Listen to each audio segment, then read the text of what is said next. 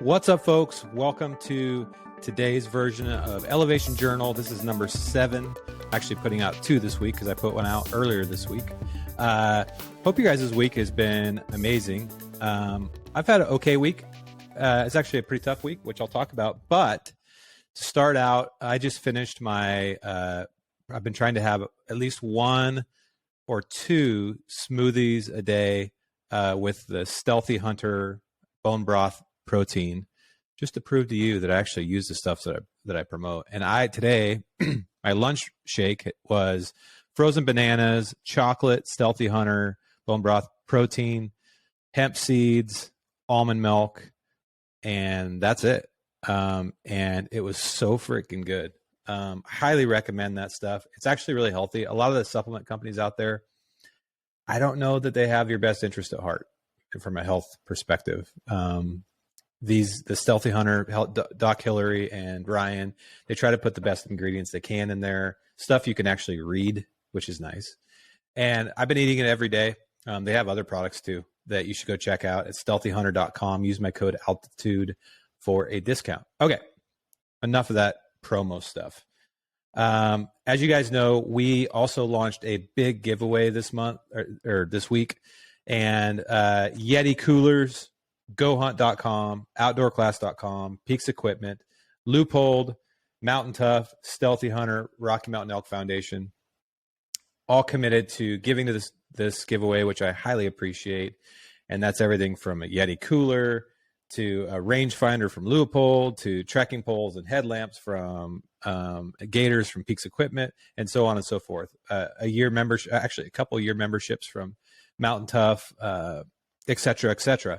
It's really, really, really a valuable giveaway. The way to sign up is to go to the last Elevation Journal, which is at the top of our YouTube page, Elevation Journal 6, and you comment on that video and then subscribe to our YouTube channel, and you are put in to win 1 or more of those prizes. We're going to draw on March 20th, so there's still some time, but I would recommend getting on there now so you don't forget, because it'd be kind of foolish to miss out on that. So go check that out. Excuse me. All right, so this week was the 50th episode of the podcast, and this week has been an entrepreneurial roller coaster for me. So I thought I would spend my 15 minutes of time talking about entrepreneurship, because there's a lot of younger folks that follow me that I feel like are at the point in life when they're trying to decide what to do with their life. And a lot of those folks that reach out to me are thinking about trying to create their own life. And I love that. That's what I did. I was never much of a 9-to-5er, even though I did work a 9-to-5 job for a decade, but it was for Sitka Gear. So I don't know if that counts or not. It's not super traditional job, but I still did it. Point being, now that I live full-time in the entrepreneurial world, and even Sitka was entrepreneurial because it was a startup. Regardless, I learned stuff along the way, and I consult other companies. I serve on boards of other companies, on partners in other companies. I perpetually live in a state of startup world. So as I learn stuff, I'm just going to share it with you guys, because out of all the questions and comments and what's ups I get on the different platforms, this tends to be a common thread. So today, because it's the 50th episode of the podcast, I wanted to talk a little bit about that. So 8 months ago, when I launched this podcast, I was starting at zero things. I didn't have a logo. I didn't have 12 months ago, let's call it.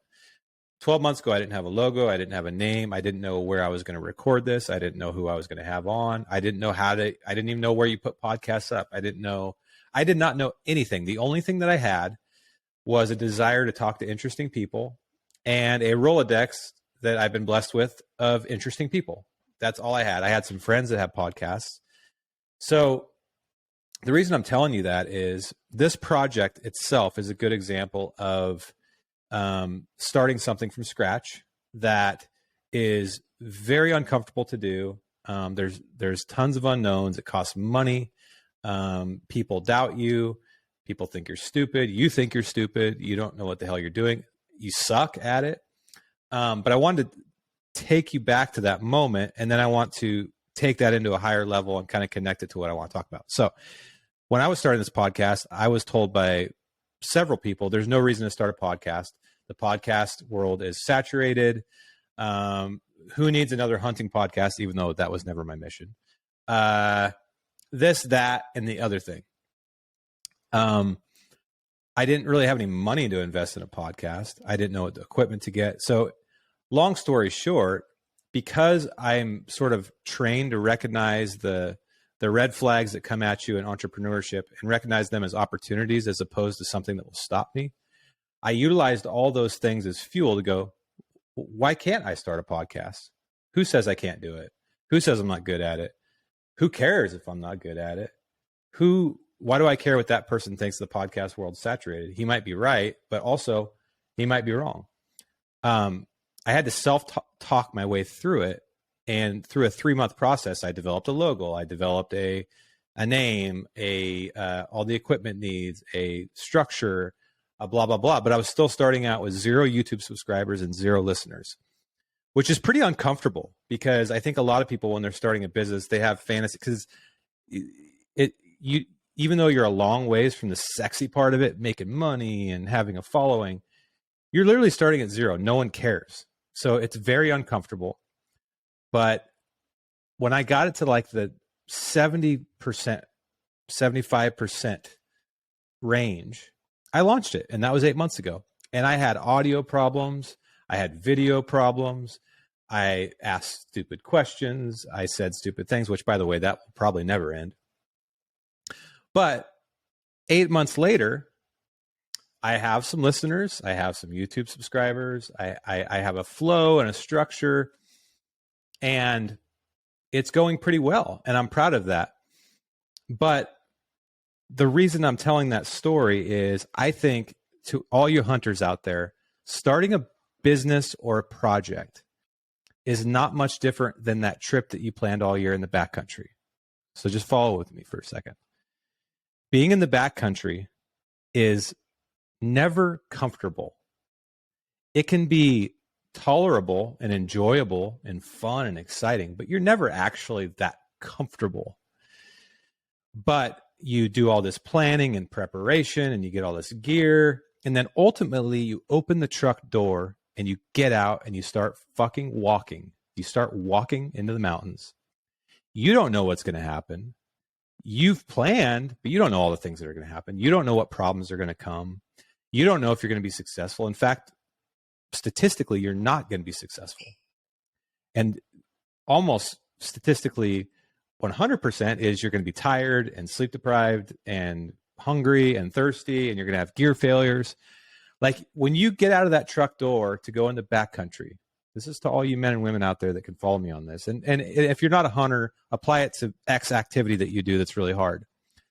But if you are a hunter or hiker, relate to this. When you step out of that door, you don't know what the fuck's going to happen to you. You only know that you're stepping out that door and you've done everything in your power, if you're wise, to prevent yourself from dying and hopefully up your odds of success to the max level. But you're accepting the fact that you're going to be very uncomfortable. You're going to be sleeping on rocks. Your air pad might deflate. You might not find water where you thought you're going to find water. You might get food poisoning. Beaver fever. You might your tent might break. You get your sleeping bag wet and can't dry that. Whatever it is, you might fall in a freaking river. You're accepting those risks, and starting a project or a business is no different. The only way that you're ever going to get started is to actually start. You can plan and circle the wagons, and I probably had, 10 or 15 people reach out to me about starting a podcast. Man, that's so cool you started a podcast. I would love to start a podcast. And my answer to them is, what's stopping you? It's not actually that hard to do if you just want to start a podcast. If you want to do it well, it does take some forethought. But starting a podcast, you can just literally download an app on your phone and buy a cheap microphone, or not even buy a microphone and record it into your phone and upload it onto a platform, and it goes everywhere, including Spotify and Apple and all the things. That's not the problem. The problem they're running into is they are paralyzed by the risks and the fears that they know they're going to have to deal with. They don't necessarily have the coping mechanisms. They haven't made that decision to open the truck door and get out and start walking, even when it's not perfect, because it won't ever be perfect. You have to be comfortable with those risks and comfortable with the fact that you're going to feel alone. You're going to have fear, and you're not going to know hell, you may never make money on it. Just like you do when you get out to get in the backcountry.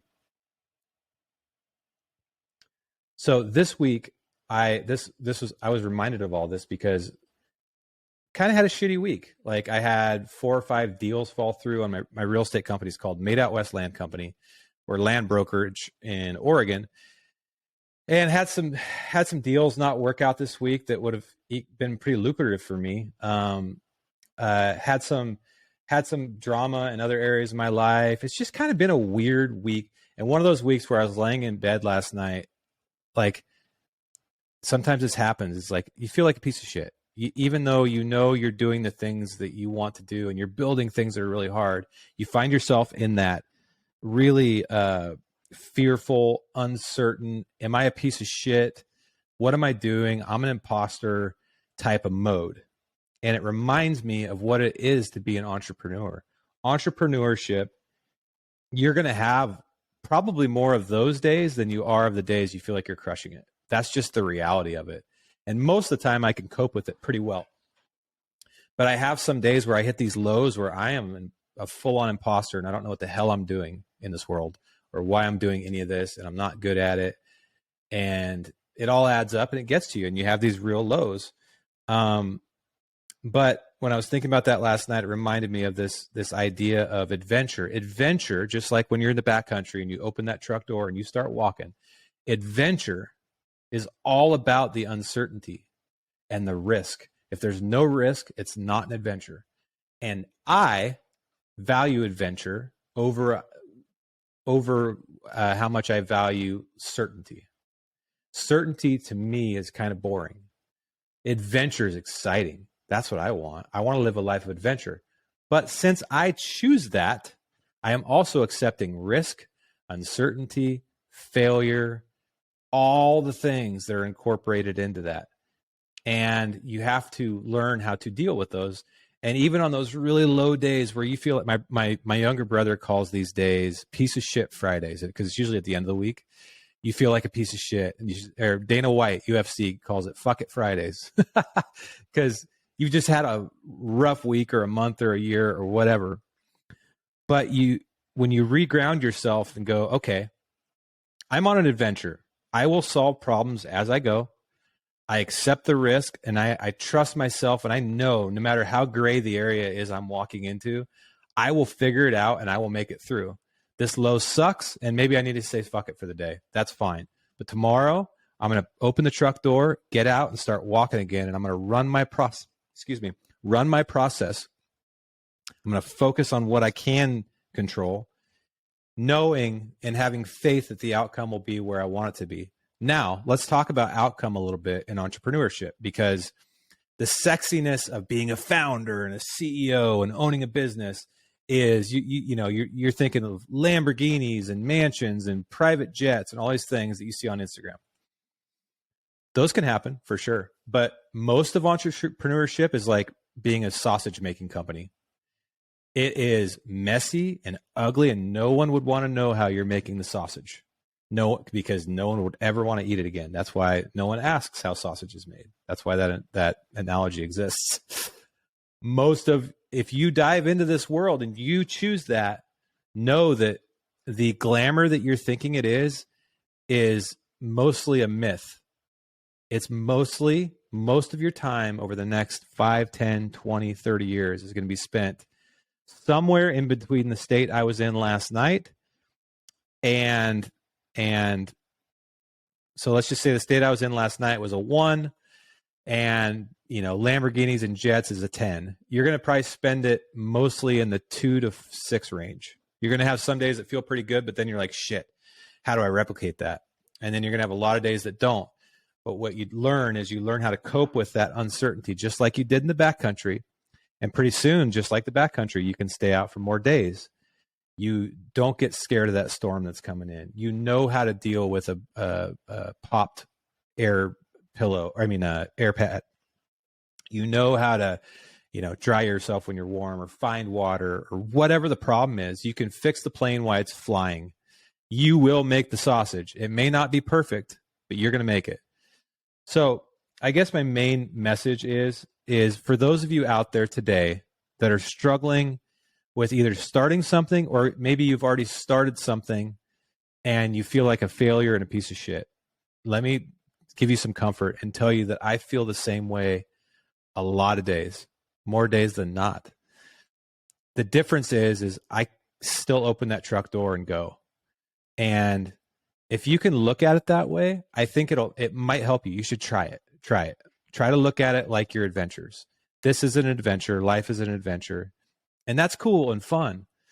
But know that that's not all unicorns and rainbows. It's a lot of shit getting thrown in your face. But everything's going to be okay. And it'll all turn out great. So I wanted to leave you guys a little positive for the weekend. I hope that helps anybody out there who's struggling like I was. And so with that said, I hope you guys all have an amazing weekend. Please subscribe to my YouTube channel. It's at thealtitudeshow.com. Excuse me. It's not that. It's at The Altitude Show on YouTube. Subscribe, enter that giveaway. I don't know why you wouldn't. Also, you guys can always feel free to email me any questions at info@altitudeshow.live. I will do my best to answer them. Give me a follow on Instagram, Dave Brinker _. Share your thoughts. Tell me why I'm wrong. Tell me why I'm right. I'm open. I'm learning as I go. I'm fixing the plane as it's flying. I'm trying to figure out how to make the sausage. I am trying to solve problems while I'm in the middle of the backcountry in a snowstorm. That's entrepreneur life, man. So let's call it piece of shit Friday or fuck it Friday, whatever you want. But today is Friday, so let's take a chill pill for the weekend and let's attack next weekend, open that truck door and start walking. Peace out, guys.